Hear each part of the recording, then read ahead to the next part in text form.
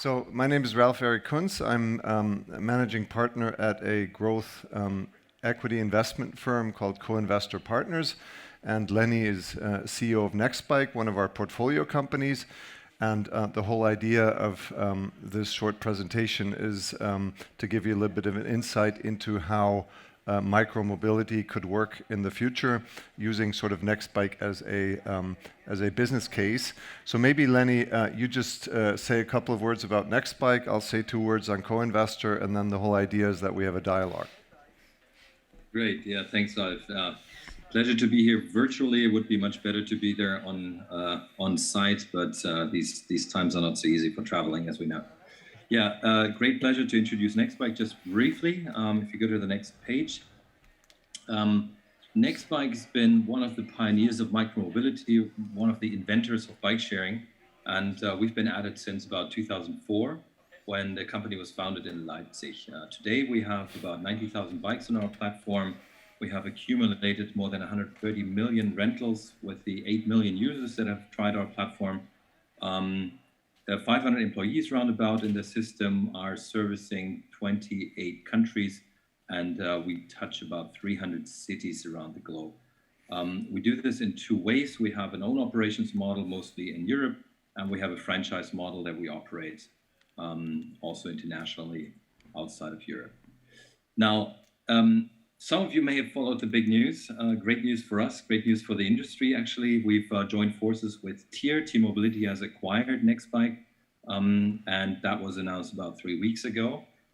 Big news because it creates and created probably Europe's leading micromobility operator. Together, we're active in more than, Tier as such. Maybe I should introduce Tier as such first. Here's a slide here. So Tier as such has also been active for the last 3 years. Impressive growth, developed a footprint in over 16 countries, more than 150 cities already, headquartered in Berlin. Total platform of more than 130,000 scooters, e-scooters, e-motors, and e-bikes to date, with, of course, a growing trend, so you could update that number probably daily. Impressive number of rides already, with about 6 million riders. And research has shown that a lot of those riders would otherwise be taking a car, which is an important part of our joint mission.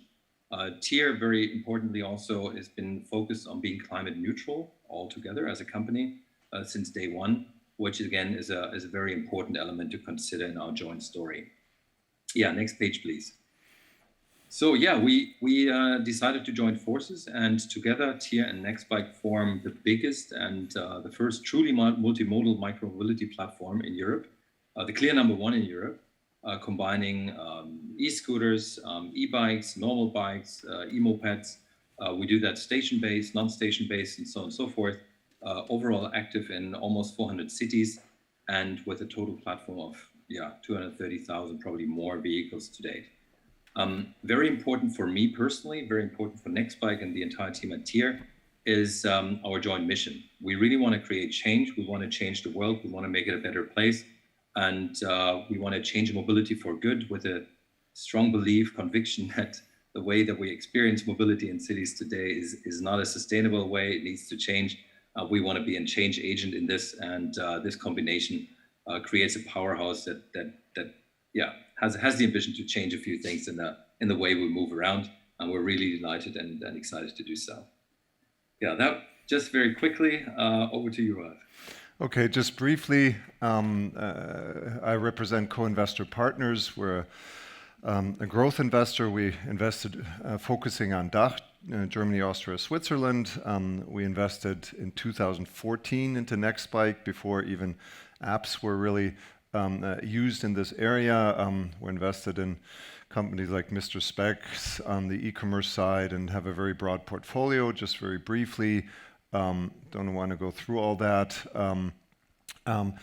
The whole idea is we are sort of a crossover investor between sort of private equity and venture capital. So we invest into businesses that already create money and want to grow them. And we actually now have sold a company, Nextbike, to a venture capital funded business, which is a very interesting concept. So I think the whole idea today is, I'm I don't know how to get rid of this slide now. You can take it down if you want.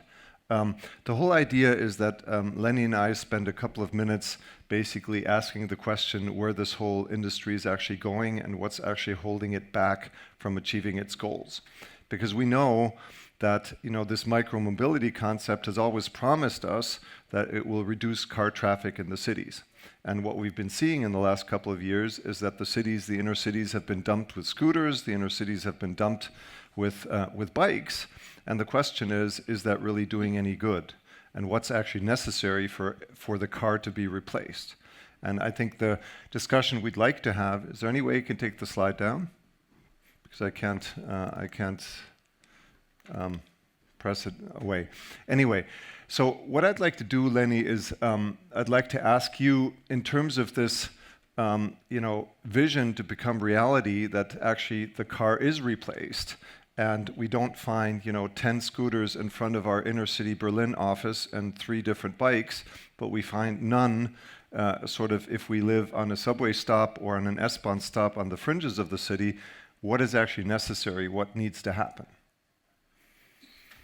I mean, that's a very good and a very big question. Nextbike has had a very different approach to most of the mobility operators that you see today since day one. And the key cornerstone there is to do everything we do very closely in connection and in collaboration with the city. The key must be to design a mobility service, a mobility solution that really fits to the individual city and is organized in a way that it's reliable, it's affordable, it's accessible to everyone, and really creates the opportunity for individuals to change their behavior. Because that's ultimately what's needed. Yeah, people need to realize that if I take my car now, it's going to be convenient, but it's going to cost me lots. I'm going to be stuck in traffic jam. Plus, I'm going to be polluting my environment. So maybe there's a better option. But that's only one part of the story. The other part is also that we, of course, have to work with policymakers to provide adequate space for micromobility and for mobility solutions in the cities. Because like you're saying, Ralf, there are maybe 4 scooters, maybe not all of them tightly organized in front of your office. Well, you're never worried about why you have to walk around a car and all of the cars that are standing in front of the line.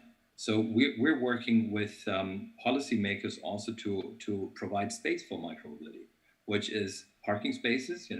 Instead of the sidewalk, why not put it into where today a car is parked? Or very importantly, also bike and micromobility lanes. Today in some cities, you have to be nearly suicidal if you want to take a bike from A to B, or really courageous and skilled. But that shouldn't be the way. It should be a safe option. It should have an infrastructure that's adequate to what you need to get around safely, independent of weather and time of day. So it's a big question to really make that happen. Fortunately, a lot of the cities understand that. So we've been working with cities for the last 15 years. And the willingness, readiness to invest into sustainable transportation is increasing. And with the micromobility as an important building block, I think we can gradually get there. And Lenny, why should cities actually pay? Why isn't it enough for the traditional model of the scooters to be paid by the users to be sufficient? Why do cities need to pay for rebalancing of bikes? And what's the rationale behind that? Doesn't it work without? Well, I mean, the question is what you want to achieve. If you leave it to the market alone, it works, but there will be cherry picking and the prices will probably be a bit higher. If you truly want to change mobility for good, then you have to make sure it's affordable, it's accessible to everyone, which means even in lower density regions where the sort of commercial operation might not be viable, you need to fill the gaps. That's, by the way, the same thing for any mode of transportation. If you want to build a street to a remote village, commercially it makes no sense. It has to be subsidized because mobility, we consider it as a human right. And the same is true for the bus line. If you would wait for the bus line to be subsidized or to be paid for by just the users, you will see gaps in the network.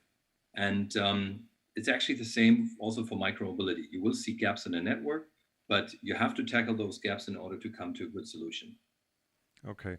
And in terms of infrastructure funding, can you talk a little bit about, we've had these, one of the big issues investing in a company like Nextbike is once you win a city contract, the city wants 3,000, 4,000 bikes, and those bikes need to be pre-financed. And the city itself could actually get funding at basically 0% interest rate because they are a grade A rated public entity, whereas a private company like ourselves basically needs to pay high interest rates. So can you say a little bit about how the funding of the infrastructure as such has changed over the last couple of years?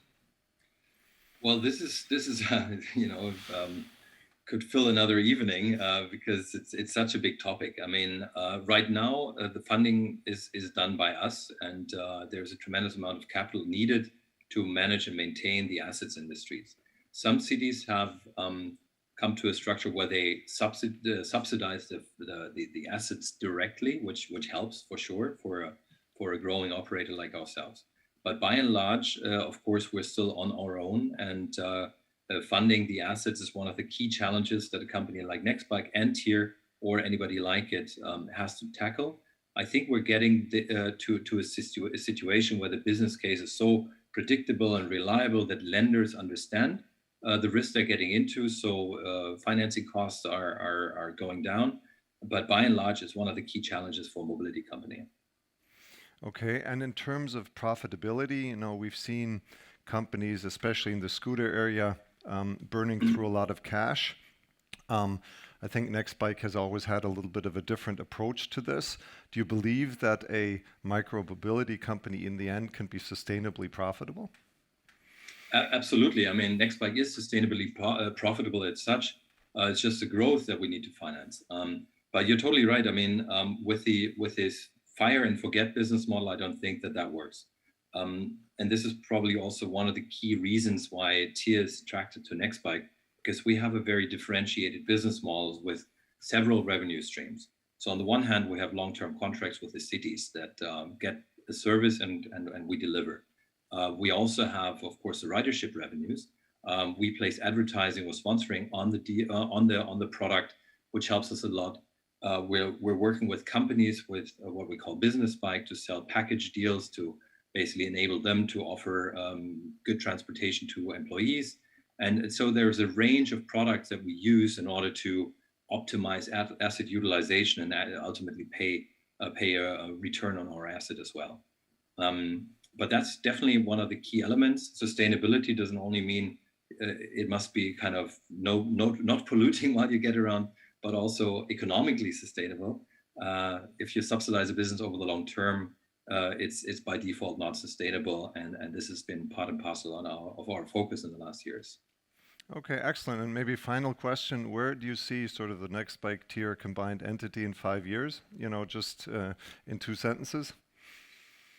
Everywhere. No, we're truly aspiring to be the global leader, and definitely the dominant company in Europe. I think we're already quite far along. We want to provide mobility for everyone, everywhere, and across the various modes that we offer. I think 5 years is a very long time in this segment, but I think you will probably be able to share a part of our success if you invest at the stock market, and if you're so inclined. So you'll see it as a stock market, hopefully as a very attractive growing business and dominating not only Europe. Excellent, Lenny. Thank you very much.